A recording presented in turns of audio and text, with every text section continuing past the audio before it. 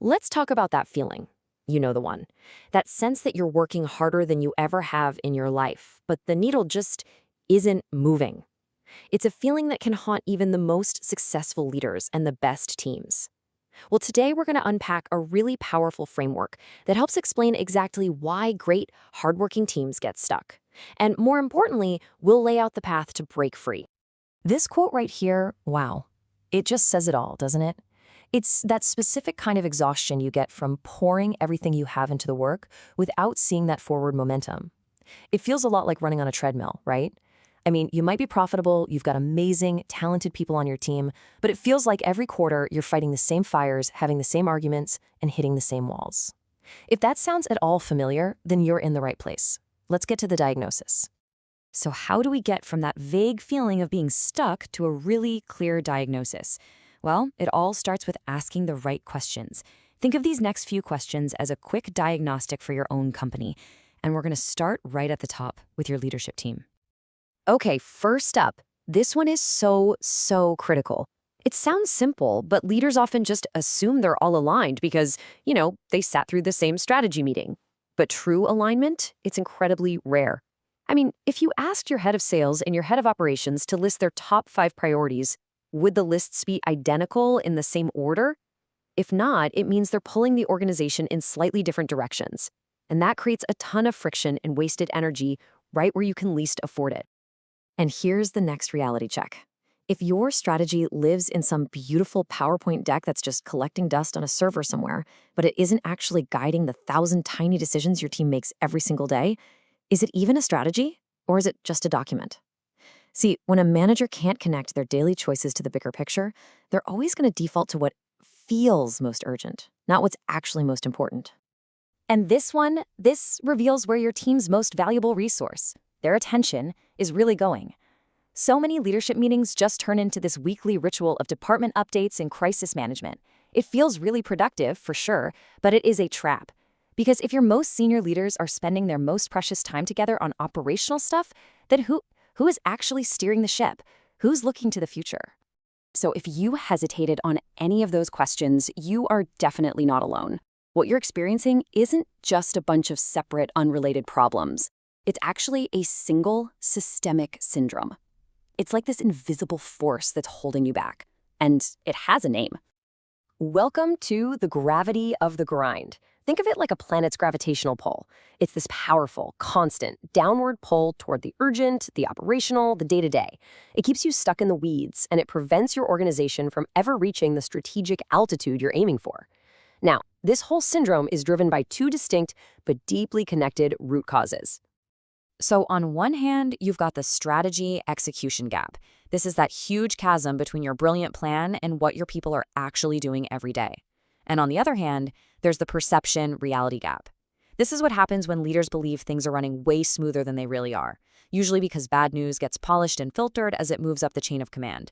And these 2 gaps, they create this vicious cycle. The execution gap creates problems, and the perception gap prevents you from even seeing them clearly enough to fix them. Okay, so if the problem is this big systemic syndrome, then the solution can't be some simple one-off fix. A Band-Aid isn't going to cut it. You can't just treat the symptoms. Escaping the gravity of the grind, it requires what we call a dual transformation. You have to address 2 critical components at the exact same time. Let's use a metaphor here. Think of it like this. You have to upgrade both the aircraft and the flight crew. The aircraft is your business itself, your systems, your processes, your org chart, your technology, all the stuff that makes work happen. The flight crew, that's your people. It's your leadership team's skills, their ability to work together, the culture they build. And here's the key. Focusing on just one is absolutely doomed to fail. A state-of-the-art aircraft is totally useless without a skilled crew, and even the best crew in the world can't succeed if they're flying a faulty plane. So how does this dual transformation actually work in practice? Well, it happens through a structure of integrated sprints. In what we call action labs, teams literally roll up their sleeves and start fixing real business problems, upgrading the aircraft. At the same time, in coaching labs, they're developing the leadership skills, the trust, and the communication they need to operate those new systems, developing the flight crew. You see how it works? What you learn in one lab, you immediately apply in the other. They're not separate tracks, they're woven together, powerfully reinforcing each other every step of the way. Okay, now let's zoom out and look at the whole picture. This dual transformation, it doesn't just happen in a vacuum. It works by methodically strengthening the 4 interconnected pillars that support any healthy, thriving organization. Now, here's the thing you absolutely have to get about these 4 pillars. They are not separate projects you can tackle one by one. They're all dimensions of a single living system. Your directional mastery, that's your why. Collective flourishing is your who. Process ingenuity is your how. And foundational fortitude, that's the stable base that supports the whole thing. A weakness in any single pillar will inevitably shake all the others. This is why just trying to fix one in isolation almost never works. So, with this whole framework in mind, from the symptoms to the diagnosis to the prescription, the final step is really to figure out, where are you right now? And this simple maturity model can help you do just that. So take a look at these 5 levels, from chaotic all the way up to optimized, and be really honest with yourself. Where does your organization truly fall across those 4 pillars we just talked about? You know, most companies are hovering around level 1 or level 2, and that's okay. The goal isn't to magically jump to level 5 overnight. The real work, the game-changing work, is building a solid, stable foundation at level 3. That's where you have defined, repeatable systems that finally allow you to escape that downward pull and actually begin to scale effectively. And that really brings us to the final critical question you need to walk away with. The gravity of the grind is powerful because it keeps you totally focused on the symptoms, the missed deadline, the team conflict, the angry customer. But as we've seen, those are just outcomes. They're not the root cause. The real work, the kind of work that creates lasting breakthrough change, is in fixing the underlying system.